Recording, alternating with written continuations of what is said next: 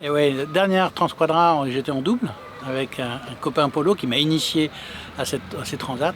Et cette fois-ci, je proposé de repartir, il m'a dit non. Et du coup, j'ai dit ben, je la ferai tout seul.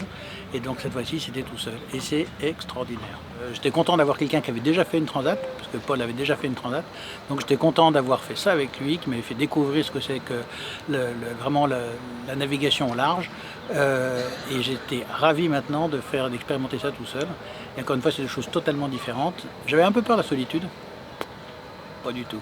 Au départ, quand on a commencé à avoir du vent, alors on a eu un pétole, puis après il y a eu du vent qui s'est levé, et on s'est dit comment je vais arriver à dormir. Les 2 premiers jours, comment je vais arriver à m'alimenter, comment je vais arriver à dormir, parce qu'on n'a pas forcément très faim, on n'arrive pas forcément à trouver le sommeil. Donc au début c'est un peu dur.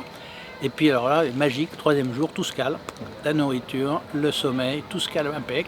Il y a le même vent, le vent n'a pas changé, mais tout va bien. Moi, tous les jours, je partageais par mail tous mes ressentis. Et donc j'envoyais à un groupe familial, un groupe d'amis, justement tout ce qui se passait à bord et que je racontais en fait mon livre de bord. Et du coup, ça me faisait un contact, même si j'avais pas le retour, mais j'avais un contact et je pouvais exprimer tout ça à travers ces écrits.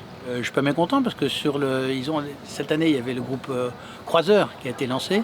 Et sur ce groupe Croiseur, a priori, je prends la première étape.